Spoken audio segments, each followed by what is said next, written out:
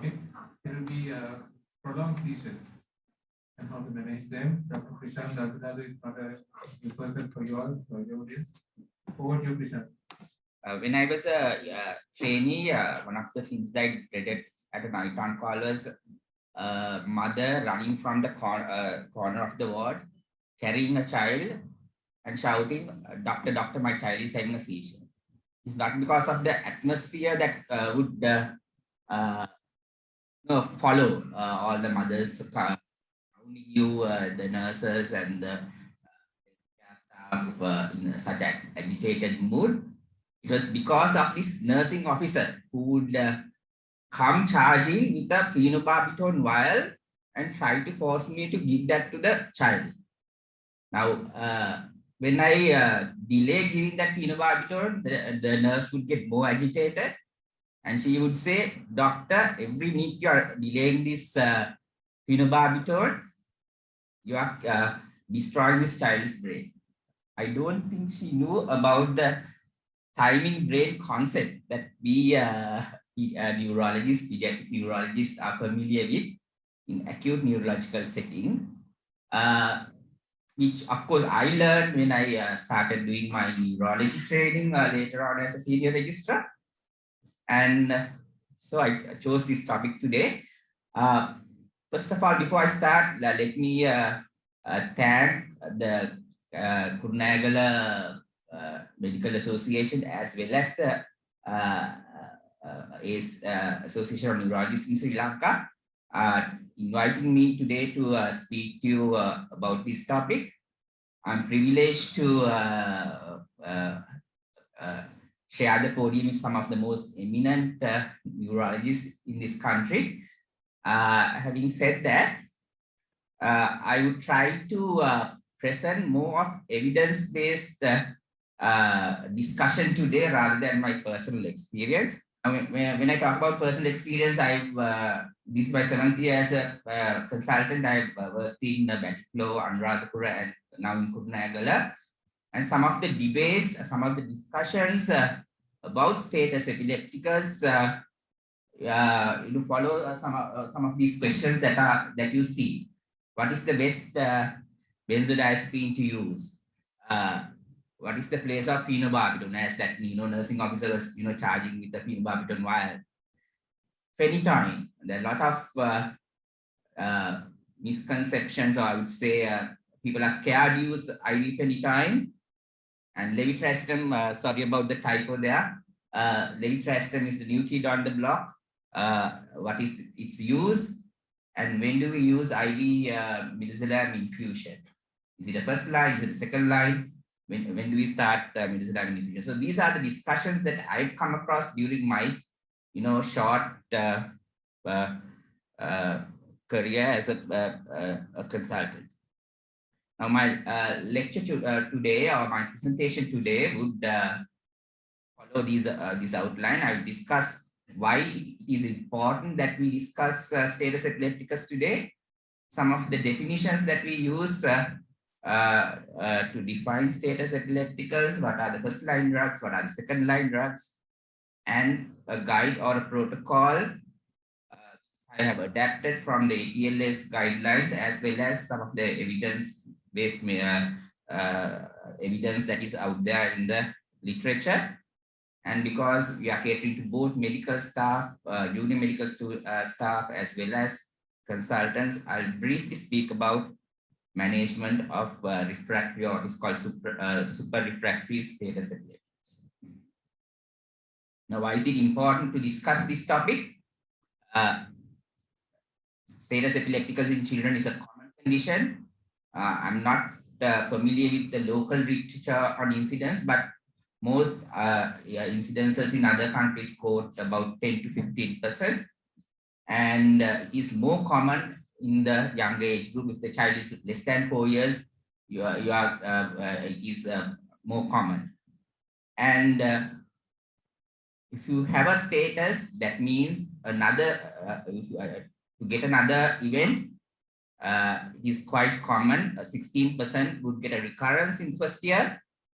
And by 4 years, 20% of those children who had their first unprovoked stated would get another condition, and most of these are seen in the first year. And there is significant morbidity associated in memory, in cognition, in behavior, in language, in these children who have status epilepticus. And this is seen just even after a month of the first event, and goes on to linger on for 1 to even to 9 years. The mortality is also quite high. Mortality is around 3 to 5%, and it is about 8% long term. And we know that children who get status epilepticus later on go on to, some of them will go on to develop epilepsy. And this will depend on what type of seizures they had, whether it's generalized tonic-clonic, how long the prolonged seizure was. So it's important that we recognize this as a problem. And what is more important is that what they have shown is the first 0 to 29 minutes is the most important time duration that causes all these problems. Once you pass that 30 minutes, the mortality, the neuronal damage remains quite static up to about 2 hours. So the first 30 minutes is where we focus on, and we try to stop the seizure going beyond the 30-minute mark. Definitions. If I ask you what is the definition of a status epilepticus, what would be your answer?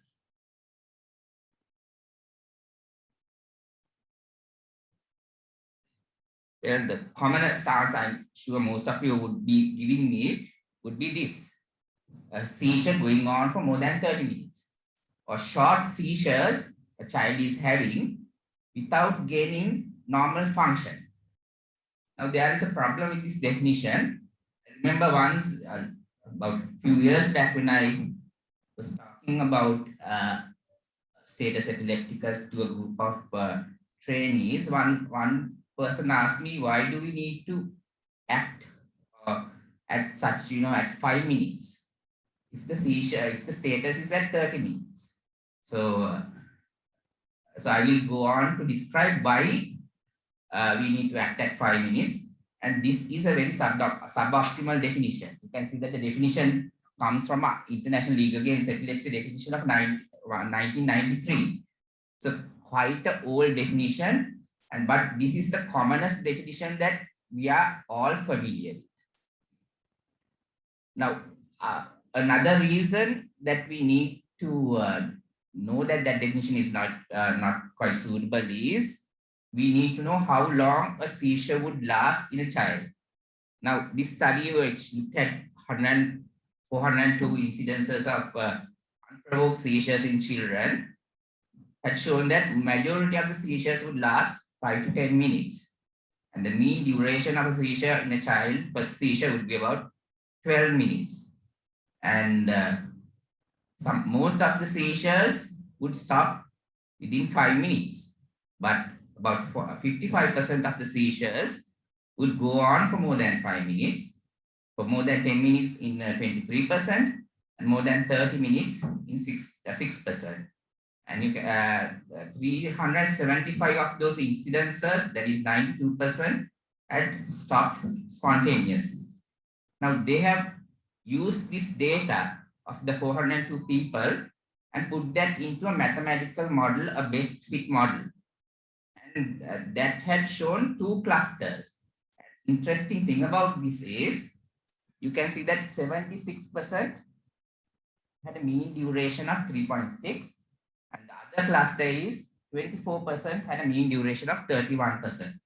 If the seizure goes on, according to this model, for more than 7 minutes, it is unlikely to stop, and the seizure is going to get prolonged. So here it says 7 minutes, but we usually take the 5-minute interval as the time we should act and start treatment. Okay, so now because that initial definition was suboptimal, in 2015, ILA decided to change it, and they have now put a more practical definition. So what is the more practical thing about it is that they have now signposted or put timelines to this definition. So now there's a timeline called T1, which is where a seizure would be unlikely to stop spontaneously. Timeline 2 or T2 is where you get neurological damage, the disturbance of the neurological networks, etc., and with long-term consequences. Now, these timelines differ according to the type of seizure. So it's focal, whether it's tonic-clonic or whether it's absence. But we are mainly worried about the convulsive status. So timeline 5 is 5 minutes for generalized tonic-clonic. That is, if you have a generalized tonic-clonic seizure going on for more than 5 minutes, it's unlikely to stop. And 30 minutes, your neuronal damages are seen in a generalized tonic-clonic. Once we have these timelines, now we can stage a status epilepticus to 4 stages. So the first 5 to 10 minutes is called an impending status epilepticus, and then or a pre-monitory status epilepticus. And then 10 to 30 minutes is called established status epilepticus, and after 30 minutes, you are likely to have tried these types of antiepileptics to stop this seizure, and it's called a refractory status epilepticus.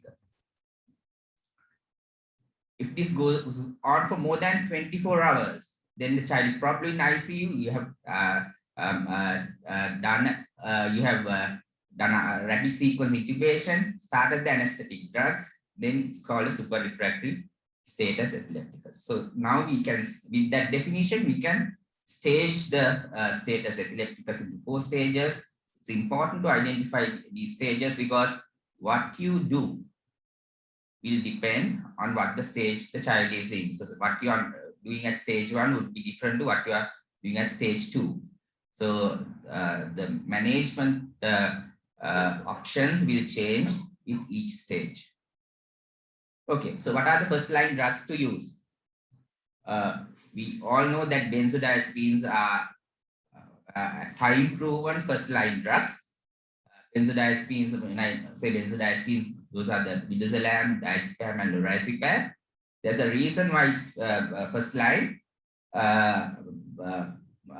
due to its drug action. We know that they act on the GABA receptors, and the synapses have the GABA receptors initially in the membranes, but as the seizure progresses, these GABA receptors internalize.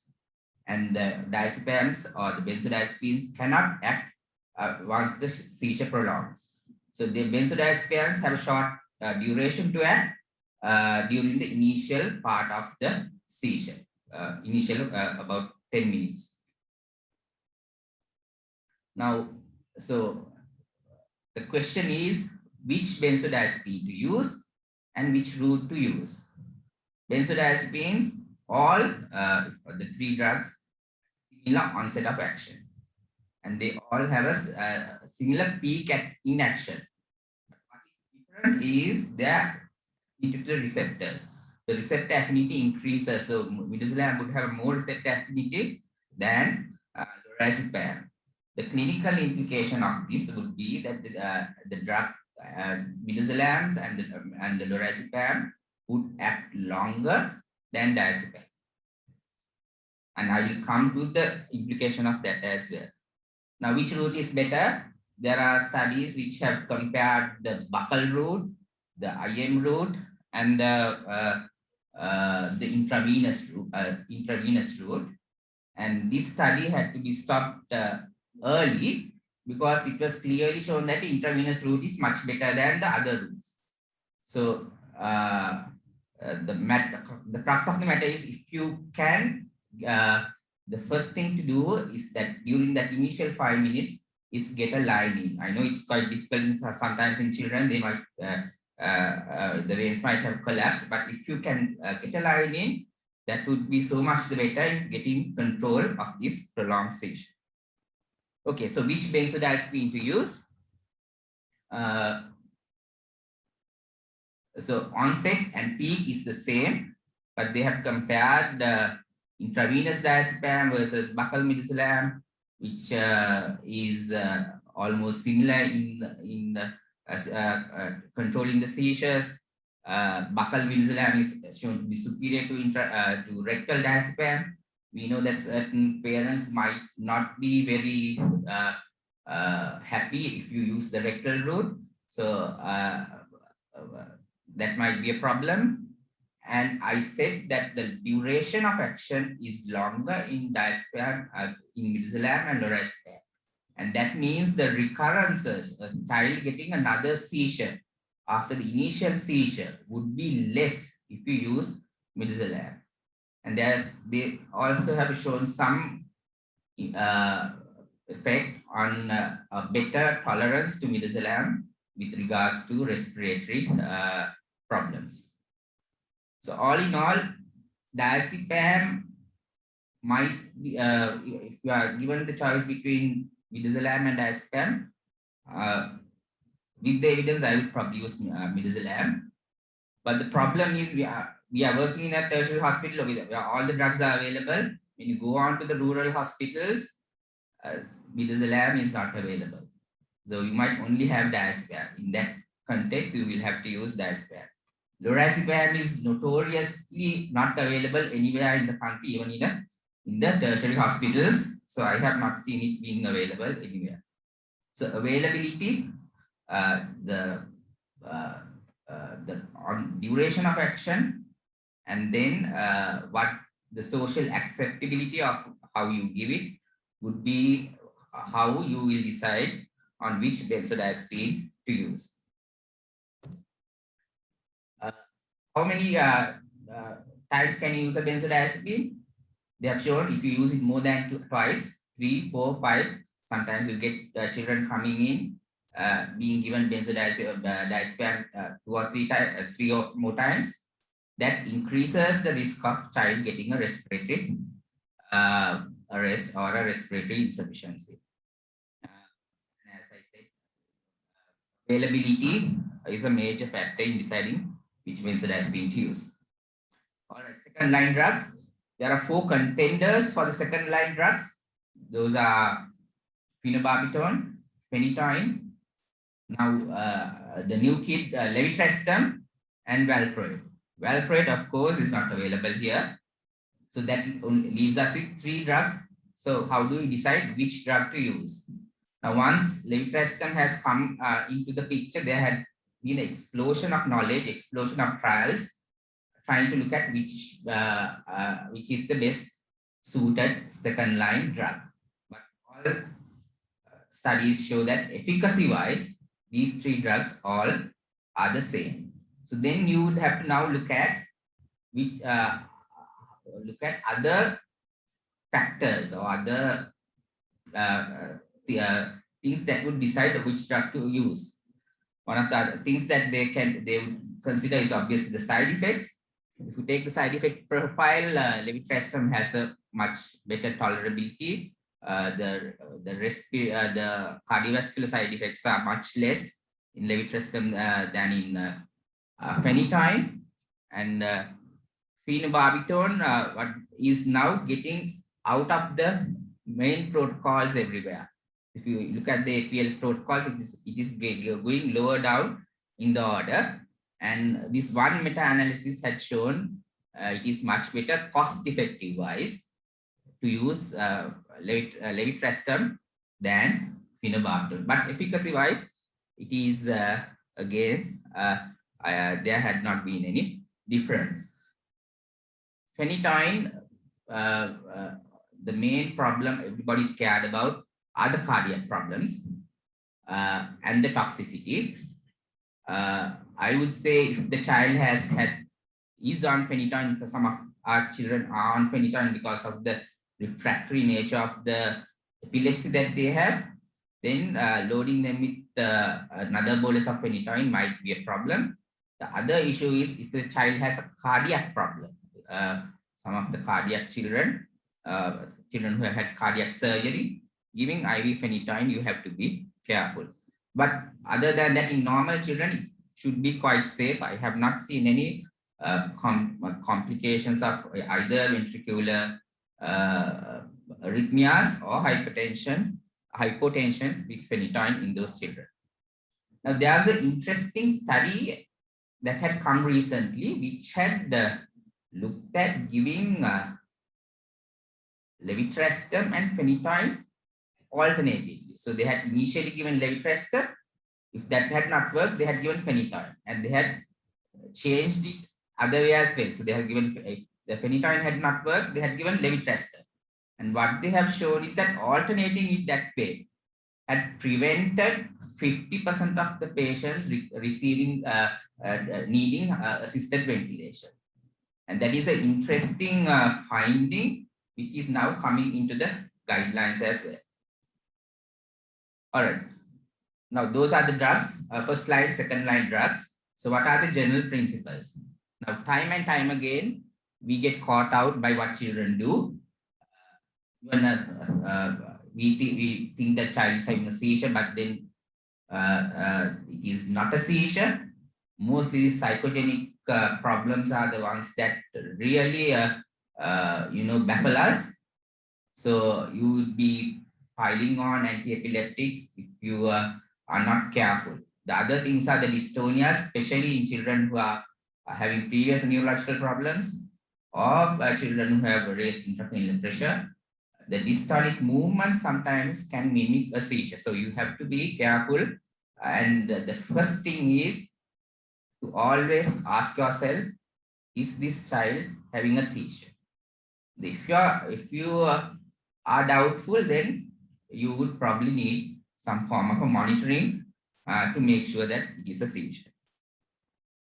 And the next thing, the seizure is not going to kill your child immediately.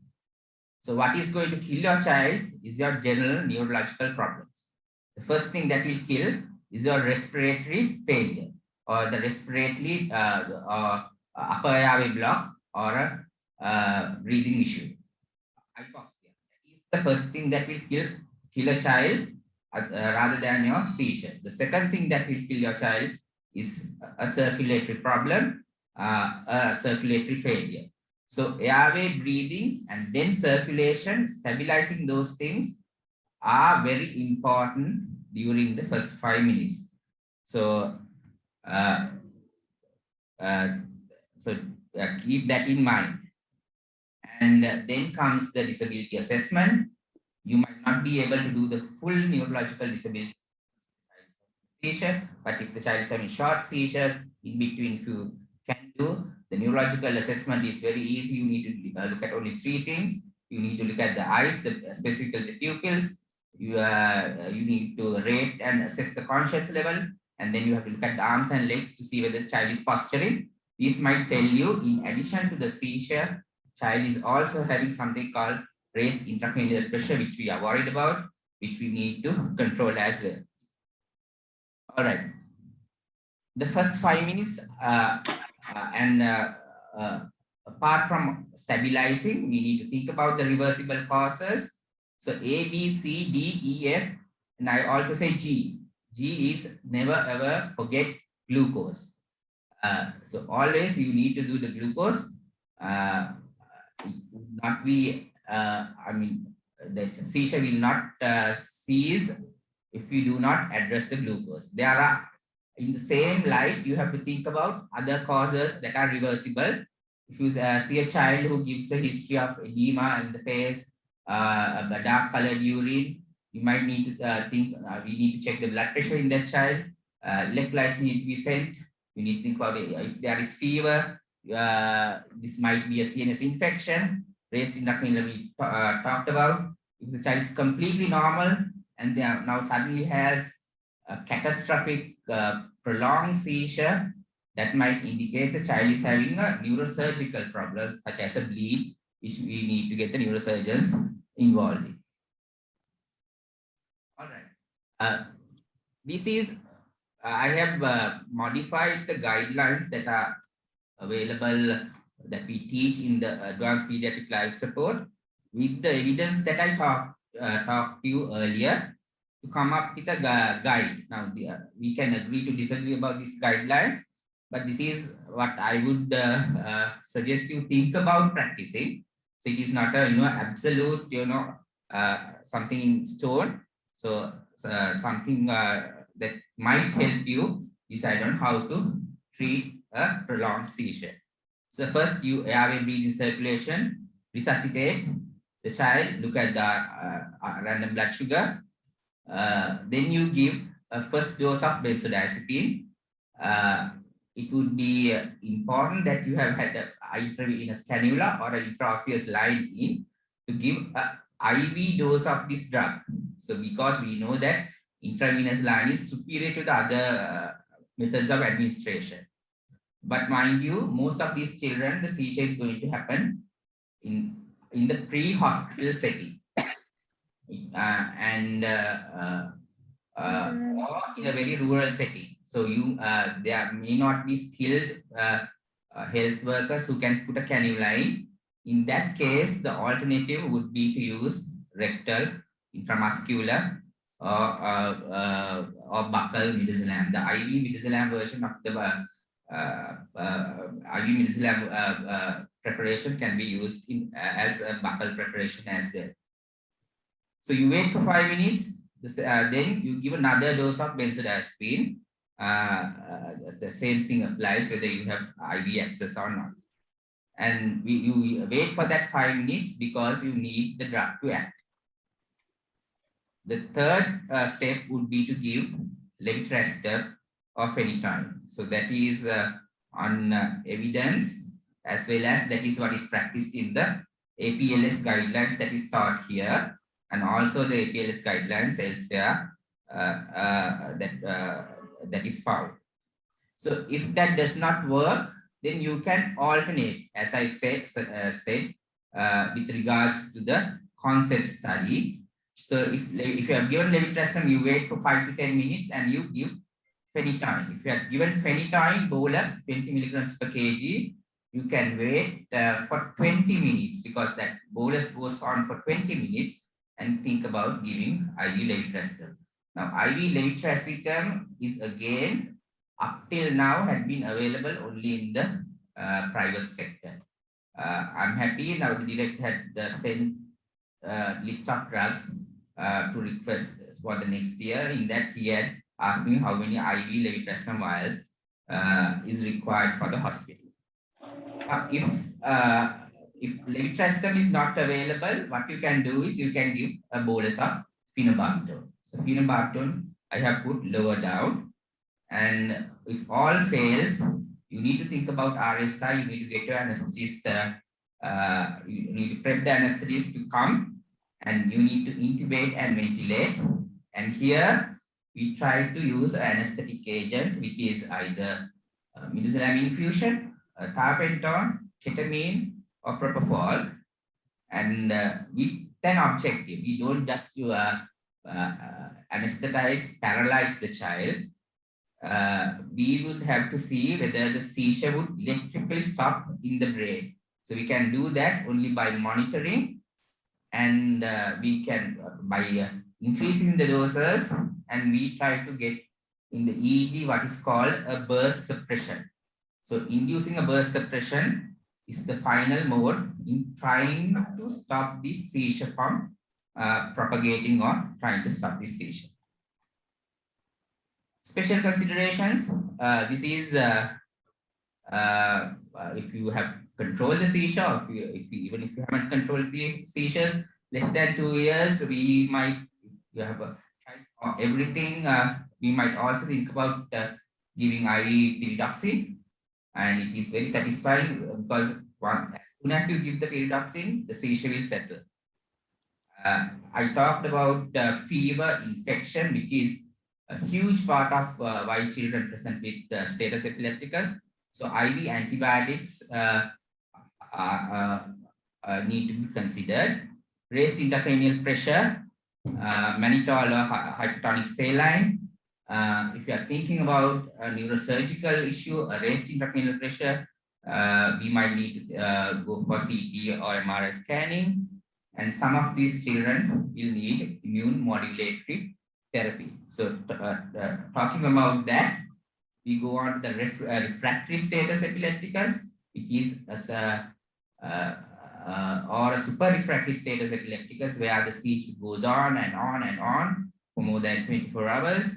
Now the child would probably be in the ICU.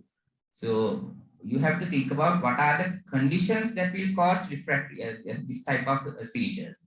I think one of the things that I have encountered here when I came here was a patient who had NMDA receptor encephalitis. And that child was having seizures for several days. If you are suspecting something like that, you might need to think about giving IV methylprednisolone, immunoglobulins, rituximab, immune modulatory therapy. There's a similar condition called FIRES, or what's called fever-induced status epilepticus in school children. Again, requires immune modulatory therapy, things like anakinra and so on. And if these fail, so, you might have to think about special things such as ketogenic diet. Midazolam infusion we would have started earlier. If midazolam infusion fails, we go on to give half-penton ketamine. Propofol, we are a little reluctant to use it because of the propofol infusion syndrome, which is more commoner in children. All right, you might be thinking why I have put a whiskey glass for my last slide. So I hope you are not intoxicated with all the neurology and then finally you are having a seizure. I have put this because, doing this, trying to prepare for this, I came across some interesting fact. It seems that whiskey has this, apart from ethanol, some of the extracts have GABA receptor enhancing properties. And the more the whiskey ages, the GABA effects potentiate. So time is good on whiskey, but time is not good on the brain. So any questions? Thank you, Krishan, for that excellent presentation of management status epilepticus. Open for questions.